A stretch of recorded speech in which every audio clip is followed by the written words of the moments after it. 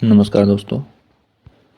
अपन ने अध्ययन किया था राजस्थान की जो सभ्यताएं थी उनका अपन पहले अध्ययन कर चुके हैं और अब अपन राजस्थान के जो इतिहास के जानने के स्रोत है उसके बारे में अपन अब आज अध्ययन करेंगे। और राजस्थान के जानने के स्रोत के बारे में सबसे पहले ये थोड़ा जान लेते हैं कि इतिहास जो उसका शाब्दिक अर्थ क्या होता है। तो दोस्तों, इतिहास का शाब्दिक अर्थ होता है कि ऐसा निश्चित रूप से हुआ है। जो घटनाएं इतिहास में होती है वो निश्चित रूप में कभी ना कभी घटित हुई है। और इतिहास के जो जनक है वो है अपने हेरोडोटस। इतिहास के जनक कौन है? हेरोडोटस है। और लगभग 2500 ईसा पूर्व इन्होंने हिस्टोरिका नामक 2500 ईसा पूर्व में इन्होंने हिस्टोरिका नामक एक बुक लिखी थी। और इन्होंने इस ग्रंथ में है वो भारत का भी उल्लेख किया है। इसके बाद दोस्तों की भारतीय इतिहास के जनक महाभारत को जो लेखक है वेदव्यास भी माने जाते हैं। महाभारत के जो लेखक है वो वेदव्यास जी, जिन्होंने महाभारत लिखी थी। और महाभारत का जो प्राचीन नाम था वो जय संहिता था। महाभारत का प्राचीन नाम है वो जय संहिता था। राजस्थान इतिहास के कर्नल जनक है वो कर्नल जेम्स टोड कहे जाते हैं। राजस्थान इतिहास के जनक कौन है? Colonel James Tod. और वे 1818 से लेकर 1821 तक मेवाड़ के क्या रहे थे? पॉलिटिकल एजेंट रहे। और इस दौरान वो एक घोड़े पर बैठते थे और राजस्थान में सैर करते थे। चारों तरफ से जो राजस्थान के इतिहास की जानकारियां इकट्ठा करते थे और इसलिए उनको घोड़े वाला बाबा भी कहा जाता है। कर्नल जेम्स टोड को क्या बोलते थे?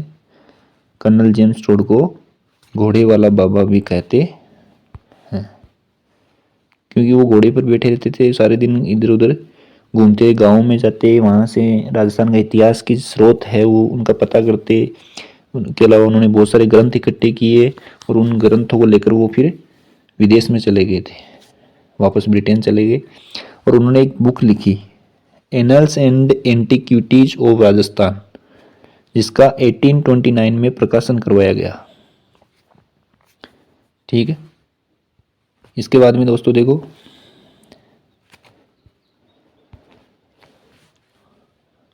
जो गौरी शंकर हीराचंद ओझा है ने सर्वप्रथम हिंदी में अनुवाद करवाया था उनकी बुक का। जो कर्नल जेम्स टोड ने बुक लिखी थी उनका हिंदी में अनुवाद करवाया किसने? गौरी शंकर हीराचंद ओझा या जीएच ओझा भी जिनको बोलते हैं। इस पुस्तक का नाम है, दूसरा नाम है वो central and western Rajput state of India है। तो कर्नल जेम्स टोड ने एक पुस्तक लिखी थी जिसका नाम क्या था? Annuls and antiquities of Rajasthan. और उसी पुस्तक का दूसरा नाम क्या था? Central and western Rajput state of India. इसके अलावा और क्या पढ़ा अपन ने कि डॉक्टर गौरी शंकर हीराचंद ओझा ने इसका हिंदी में अनुवाद किया। इसके अलावा अपन ने पढ़ा दोस्तों कि कर्नल जेम्स टोड को घोड़े वाले बाबा के रूप में जानते हैं। और पढ़ा था अपन ने राजस्थान के इतिहास के जनक कर्नल जेम्स टोड कहे जाते हैं। भारतीय इतिहास के जनक वो महाभारत में लेखक है वेदव्यास जी कहे जाते हैं। इसके अलावा इतिहास के जनक है वो हेरोडोटस कहे जाते हैं। तो आप यहाँ तक आपके कितने क्वेश्चन सोल्व हो रहे हैं? देखो, इतिहास का शब्द अर्थ क्या होता है कि ऐसा निश्चित रूप से हुआ है। इतिहास के जनक कौन हो गए? हेरोडोटस। उनकी बुक क्या है? हिस्टोरिका। लगभग 2500 ईसा पूर्व को उन्होंने ये ग्रंथ लिखा था। इसके अलावा भारतीय इतिहास के जनक है वेदव्यास जी। और राजस्थान के इतिहास के जनक है कर्नल जेम्स टोड, जिनको घोड़े वाले बाबा कहते हैं। और वो 1818 से लेकर 1821 तक मेवाड़ के पॉलिटिकल एजेंट रहे थे। इसके बाद उन्होंने एक जो बुक लिखवाई थी उस बुक का क्या नाम था? Annuls and antiquities of Rajasthan, जिसको लंदन के पुस्तकालय में प्रकाशन करवाया गया 1829 में। इसके अलावा दोस्तों क्या बताया? गौरी शंकर हीराचंद ओझा है, इन्होंने इसका हिंदी में अनुवाद करवाया। और इसी पुस्तक का दूसरा नाम क्या है? Central and western state of Rajasthan. Colonel James Tod को एक अन्य पुस्तक है ट्रेवल्स इन वेस्टर्न इंडिया, जो उनकी मृत्यु के पश्चात 1837 में उनकी पत्नी ने प्रकाशन करवाई थी। तो ये आपके लिए इतनी इम्पोर्टेंट नहीं है, लेकिन अपने लिए इतना याद रखना है कि एक तो जो इन्होंने बुक लिखी थी annuls and antiquities of Rajasthan, और इसका हिंदी अनुवाद करवाया था डॉक्टर हीराचंद गौरीशंकर हीराचंद ओझा ने। और इसके अलावा उनकी जो पुस्तक का दूसरा नाम है वो western and central and western Rajput state of India. Okay, अब आ जाती है अपने टॉपिक के ऊपर।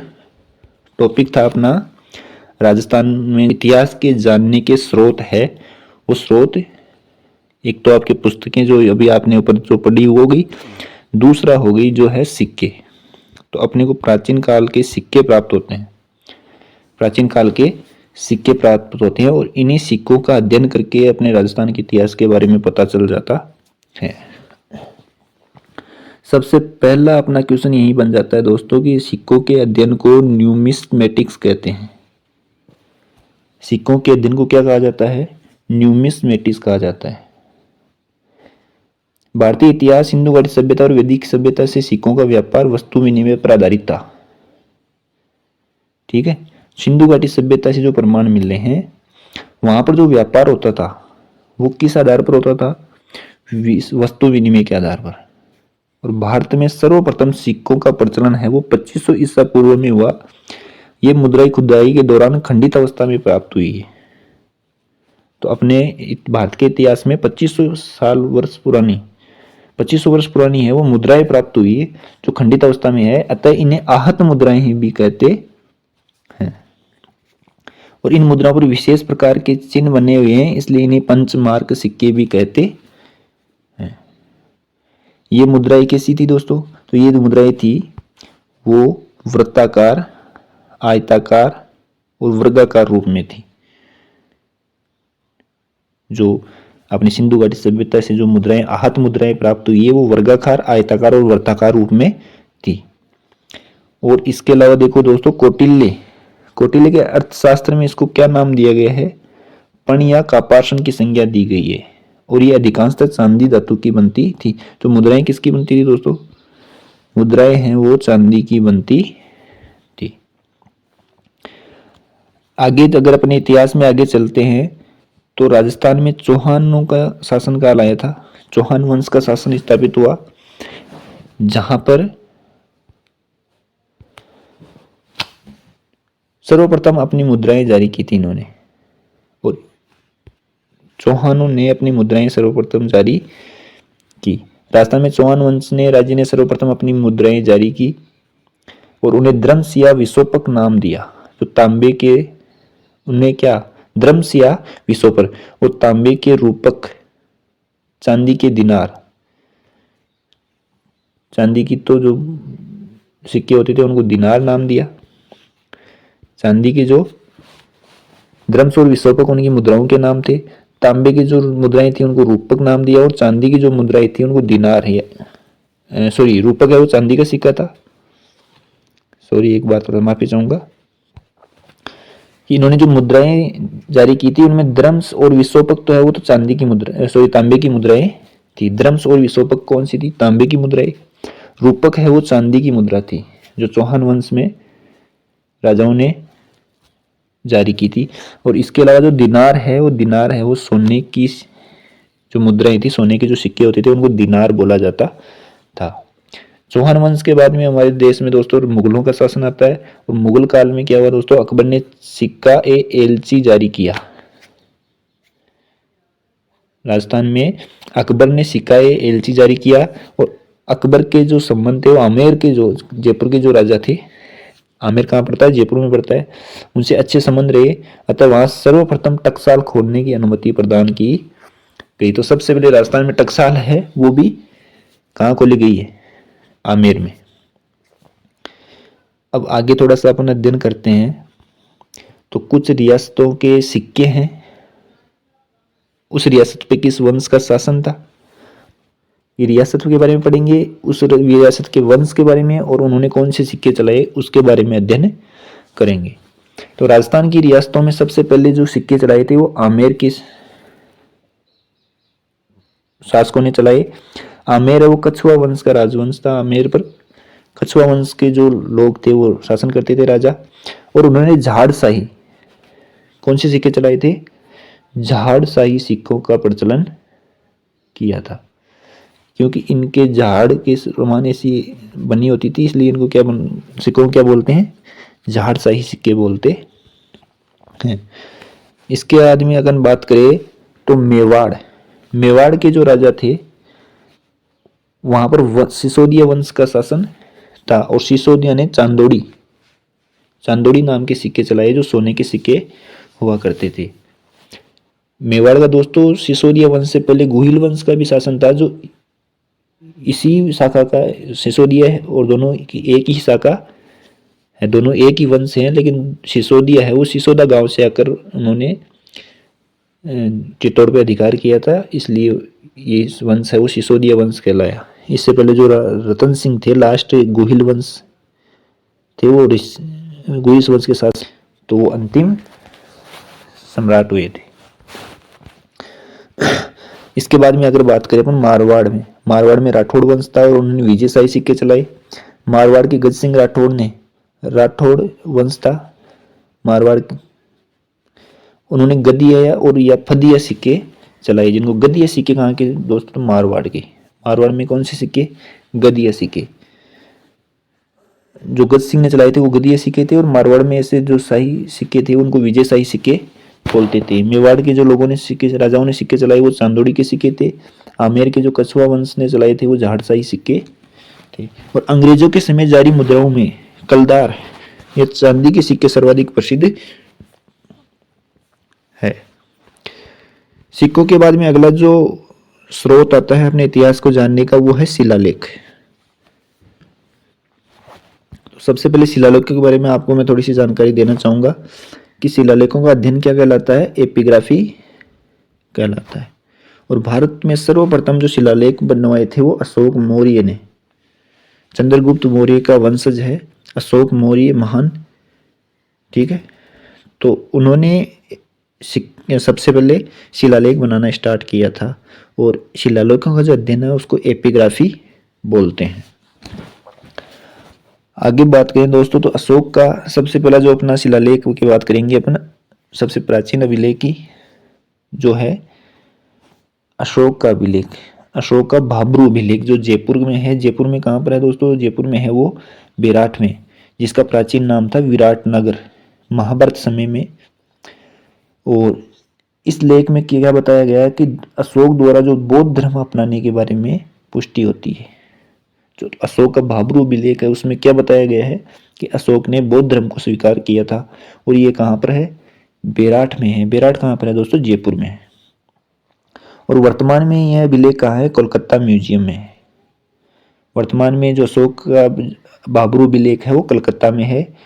और इस पर जो लेख लिखे गए हैं उनमें कौन सी लिपि लिखी गई है, ब्राह्मणी या पाली लिपि, ब्राह्मणी और पाली लिपि में ये लेख लिखे गए हैं। कनिंगम ने शिलालेखों को कलकत्ता में लेके गया था ताकि उनका अध्ययन कर सके। तो इनको कलकत्ता ले जाने वाला कौन था, कनिंगम था।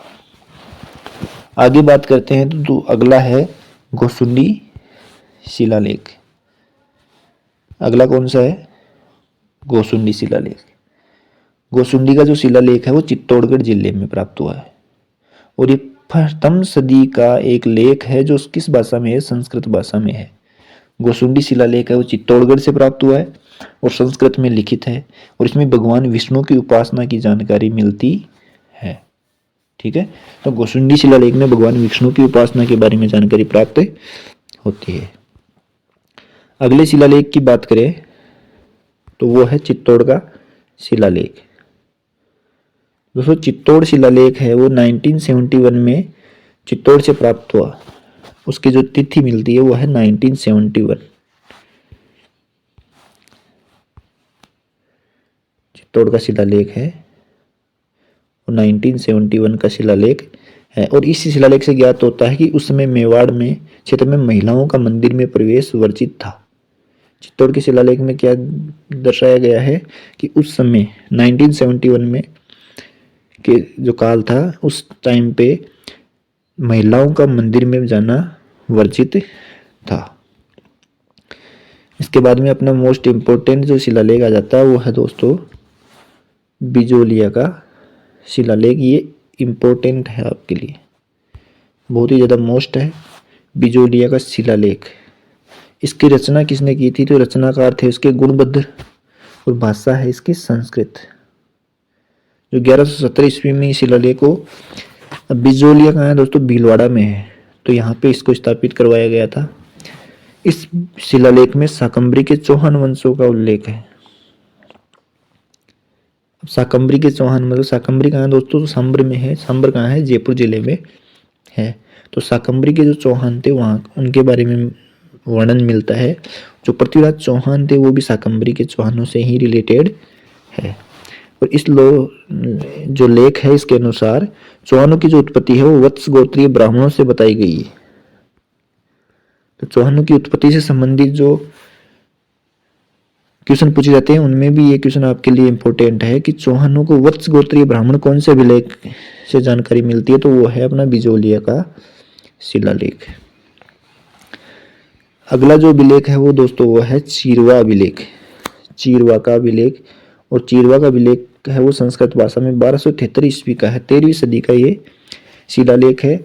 और यहाँ से मेवाड़ से प्राप्त हुआ है और गुइल वंश की जानकारी मिलती है। ठीक है दोस्तों, तो चीरवे का शिलालेख है वो उदयपुर से ही प्राप्त हुआ है। उदयपुर उस टाइम पे मेवाड़ का भाग हुआ करता था और यहाँ पे गुहिल वंश की जानकारी मिलती है। अगला जो शिलालेख आता है वो है श्रृंगी ऋषि का शिलालेख, जो 1428 ईस्वी में मेवाड़ से संबंधित है, 15वीं सदी का है। इस क्षेत्र में प्राप्त इस लेख में गुहिल वंश की जानकारी मिलती, तो ये भी मेवाड़ के बारे में ही जानकारी देता है। इसके अलावा राजस्थान की जो प्राचीन जनजाति है भील, उनके सामाजिक जीवन पर भी प्रकाश डालता है। श्रृंगी ऋषि का जो लेख है वो प्राचीन जनजाति भील जनजाति के सामाजिक जीवन पर भी प्रकाश डालता है। अगला जो शिलालेख है वो दोस्तों वो है आमेर का शिलालेख।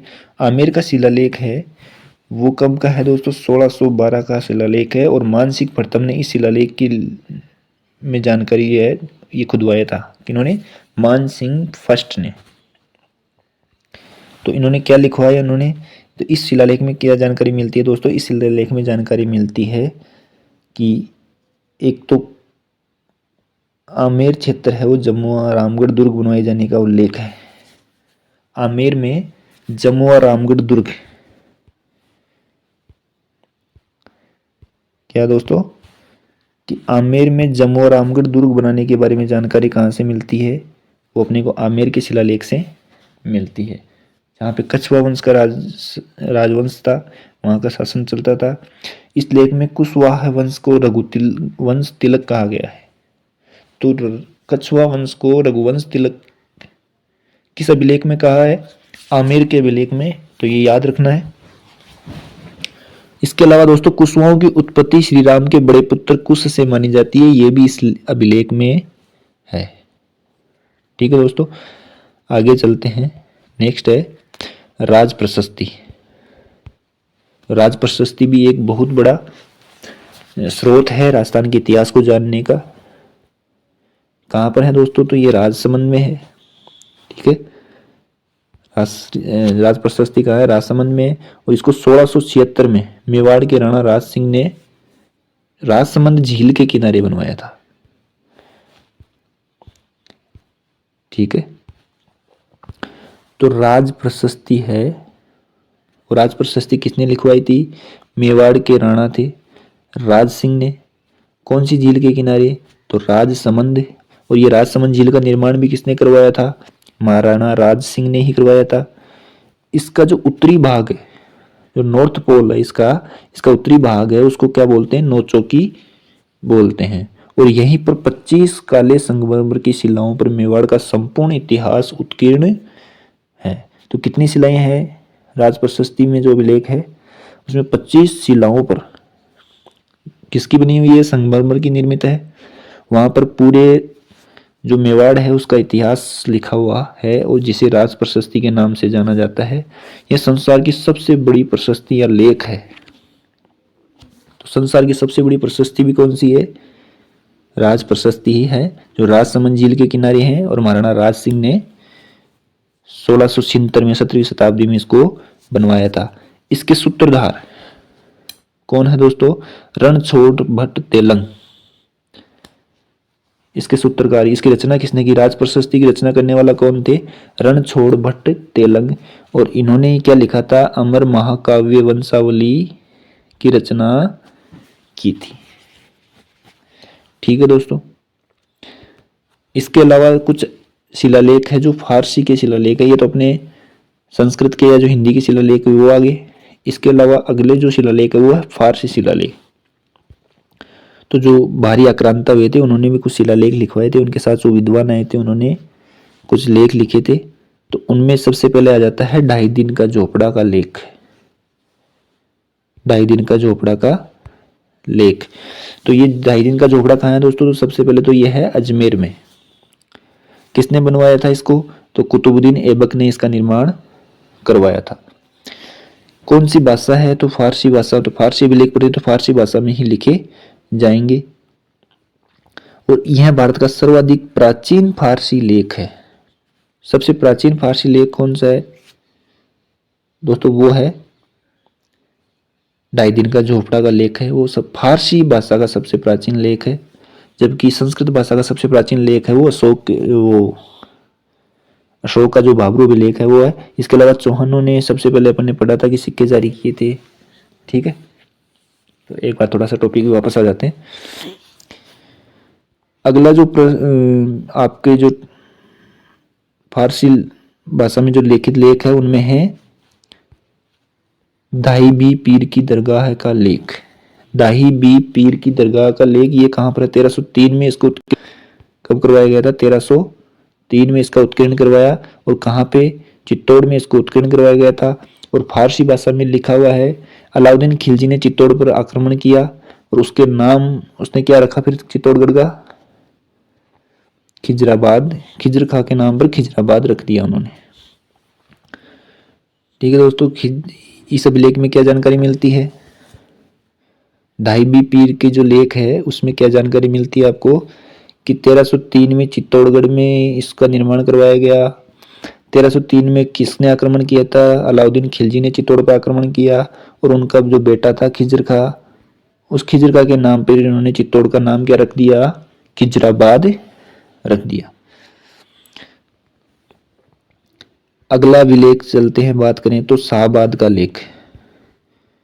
कौन सा विलेख आ जाता? शाहबाद का लेख। और शाहबाद का लेख कहाँ है दोस्तों? वो है 12 में। 17वीं शताब्दी में 1679 के अंदर 12 जिले में प्राप्त इस अभिलेख से ज्ञात होता है कि मुगल शासक, उस टाइम पे मुगल शासक कौन था? औरंगजेब था, ने गैर मुस्लिम जनता पर जजिया कर लगा दिया। उन्होंने जो गैर मुस्लिम थे, मुस्लिमों के अलावा जो अन्य जो जनता थी उस पर कौन सा कर लगाया? जजिया कर लगाया। और औरंगजेब की कर नीति की जानकारी भी यहाँ से प्राप्त होती है। तो शाहबाद के लेख से क्या प्राप्त होता है? 1679 का लेख है। औरंगजेब के बारे में जानकारी प्राप्त होती है। ठीक है। और उसकी कर नीति के बारे में जानकारी प्राप्त होती है। औरंगजेब ने गैर मुस्लिमों पर जब कर लगाया तो इसकी जानकारी भी इसमें उल्लेखित है। अगला जो स्रोत है दोस्तों वो है ताम्रपत्र। ताम्रपत्र मतलब तांबे के पत्र पे। ताम्रपत्र के बारे में आपको जानकारी दूं दोस्तों तो बता देता हूं कि खरोदा ताम्रपत्र 15वीं शताब्दी का इस ताम्रपत्र से ये एक ताम्रपत्र है वो खरोदा ताम्रपत्र है। और इसको कब 15वीं सदी में कब राणा कुंभा द्वारा इसको क्या करवाया गया था? इसका निर्माण करवाया गया था। साथ ही मेवाड़ की धार्मिक स्थिति के बारे में यहाँ पे जानकारी मिलती है। किसके बारे में? ताम्रपत्र है जो खेरोदा का जो ताम्रपत्र है वहां से किसके बारे में जानकारी मिलती है दोस्तों? तो वहां से मेवाड़ की धार्मिक स्थिति के बारे में जानकारी मिलती है। और खेरोदा का ताम्रपत्र है वो महाराणा कुंभा ने लिखवाया था। ओके। नेक्स्ट जो स्रोत है दोस्तों वो है पुरालेखाकारीय स्रोत। उनमें सबसे पहले आ जाता है हकीकत बही, जहाँ पे राजा की दिनचर्या का उल्लेख होता था। हुकूमत बही, जहाँ पे राजा के आदेशों की नकल की जाती थी। कमठाना बही में भवन व दुर्ग निर्माण संबंधी जानकारी मिलती है। इसके अलावा खरीता बही में पत्राचारों का वर्णन मिलता है। राज्य अभिलेखागार बीकानेर में उपयुक्त सभी जो बहियां है वो संग्रहित की गई है।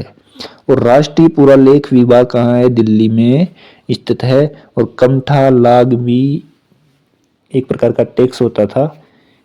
ठीक है। नेक्स्ट जो स्रोत है वो दोस्तों है साहित्यिक स्रोत। तो दोस्तों तो अगला है अपना साहित्यिक स्रोत। तो साहित्यिक स्रोत में क्या क्या आ जाएगा आपके, ये राजस्थानी साहित्य है सबसे पहले और उनके साहित्यकार के बारे में दे रखा है। ये आपके एक टॉपिक और दे रखा है रीट के हिसाब से, उस हिसाब से भी आपके लिए बहुत ही ज्यादा फायदेमंद रहने वाला है, तो इसको ध्यान से आप पढ़िएगा।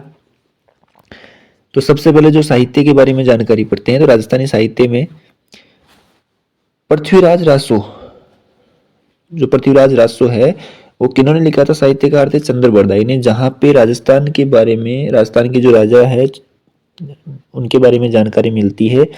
किस राजा के बारे में जानकारी मिलती है, तो पृथ्वीराज तृतीय के बारे में जानकारी मिलती है, और मोहम्मद गोरी के आक्रमण के बारे में जानकारी यहाँ से मिलती है। अगला जो है वो है दोस्तों बिसल देवरासो, जिनकी रचना की थी नरपति नालह ने। ठीक है, तो बिसल देवरासो की रचना किसने की, नरपति नालह ने। इसके बाद में आ जाता है हमीर रासो। तो हमीर रासो की रचना की थी जोधराज ने। हमीर कौन सा, रणथंभौर का जो हमीर है ना, रणथंभौर का जो हमारा चौहान राजा हुआ था, उसके बारे में जानकारी यहां से मिलती है। अगला आ जाता है अपना दूसरा एक और हमीर रासो है, इसकी रचना किसने की थी, सारंग धर ने। तो आपको ये दोनों ऑप्शन नहीं आएंगे जब भी एग्जाम में पूछा जाएगा। तो हमीर रासो की रचना जोधराज ने भी की थी और एक हमीर रासो की रचना सारंगधर ने भी की थी। दोनों ऑप्शन में नहीं आएंगे, आएंगे तो फिर दोनों को राइट माना जाएगा। अगला जो है वो है संगत रासो। संगत रासो की रचना किसने की थी, गिरधर आसिया ने। इसके बाद है बेली किशन कृष्ण रुक्मणीरी। क्या रचना है, बेली किशन रुक्मणीरी। इसकी रचना की थी वो पृथ्वीराज राठौड़ ने की थी। अब पृथ्वीराज राठौड़ कहाँ का था, तो पृथ्वीराज राठौड़ दोस्तों वो था मारवाड़ का। ठीक है। अगला है अचलदास खिंचीरी वचनिका, जिसके रचनाकार है वो है शिवदास गांडर। शिवदास गांडर। आगे अपन अगर बात करें तो अगली जो रचना है वो है कन्नड़ दे प्रबंध। अगली क्या है, कन्नड़ दे प्रबंध। और इसकी रचना किसने की थी, पद्मनाभ ने। किसने की थी, पद्मनाभ ने। कन्नड़ दे प्रबंध के में अंदर किसका जालोर के इतिहास के बारे में बताया गया है कि कैसे जालोर पर जो अलाउद्दीन खिलजी ने आक्रमण किया था, और उस समय जो जालोर का जो राजा था कन्नड़ देव, उनका बेटा था वीरम देव, उन्होंने केसरिया किया था और वीरगति को प्राप्त हुए। अगली जो रचना है वो है पीथल और पाथल, और जिसके रचनाकार कौन है, कन्हैया लाल सेठिया। धरती डोरानी, जो धरती डोरानी है उसके रचनाकार भी कौन है, कन्हैया लाल सेठिया है। तो आप ये याद रखोगे। इसके अलावा उन्होंने एक लीलटांस जो पक्षी होता है उसके बारे में भी इन्होंने बताया था। लीलटांस है वो एक बहुत ही शुभ पक्षी माना गया है, और आपको कमेंट में बताना है कि लीलटांस पक्षी के दर्शन किस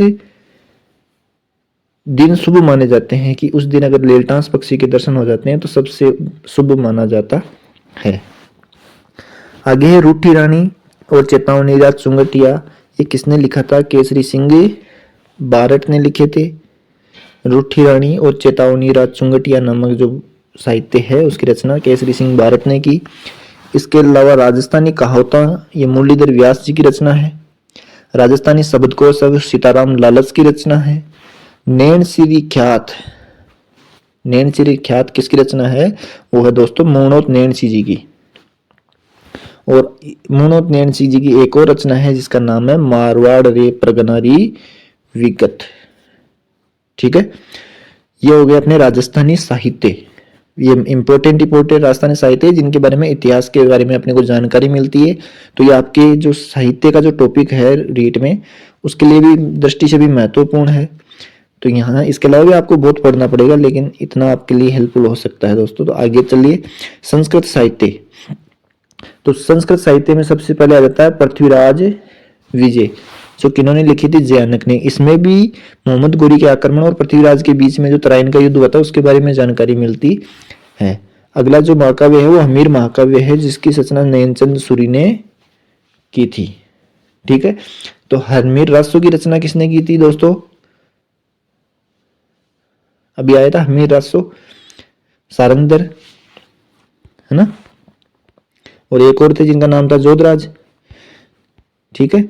जबकि हमीर महाकाव्य की रचना किसने की थी? नयनचंद सूरी ने। इसके अलावा आगे देखें तो हमीर मदमर्दन की रचना की थी दोस्तों जय सिंह सूरी ने। किसने? जय सिंह सूरी ने। कुवल्यमाला की रचना की थी उद्योतन सूरी ने। वंश भास्कर और छंदमयुख, इनकी रचना किसने की थी? सूर्यमल मिश्रण ने। और जो बूंदी के थे, ठीक है, कहाँ के थे? बूंदी के थे। नृत्य रत्न कोश, इसकी रचना की थी राणा कुंभा ने। नृत्य रत्न कोश की रचना किसने की थी? राणा कुंभा ने। इसके अलावा भाषा भूषण की रचना जसवंत सिंह ने की। एकलिंग महात्म्य की रचना कान्हाजी व्यास ने की थी। और ललित विग्रह राज की रचना कवि सोमदेव ने की थी। तो यह आपको याद करना है। आगे चलते हैं तो साहित्य है जो फारसी साहित्य। तो फारसी साहित्य में दोस्तों जो पहला रहता है चचनामा, जिसकी रचना अली अहमद ने की थी। अगली जो रचना है वो है मिफ्ता उल फुतूह है, जो अमीर खुसरो ने की थी। खजाइन उल फुतूह है भी अमीर खुसरो ने लिखी थी। तुजुके बाबरी या बाबरनामा है वो बाबर ने लिखी थी। इसके अलावा हुमायूं नामा है वो गुलबदन बेगम ने लिखी थी। आईने अकबरी या अकबरनामा, अकबरनामा भी बोल सकते हैं, आईने अकबरी।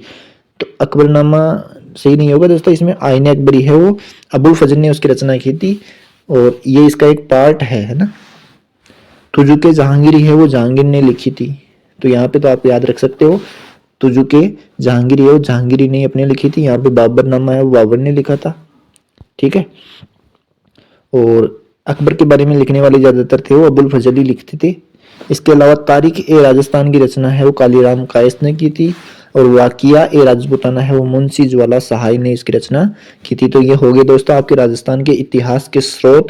आगे फिर से एक नए टॉपिक के साथ मैं आपके सामने उपस्थित होऊंगा। तब तक के लिए जय हिंद, जय भारत, जय किसान, जय जवान।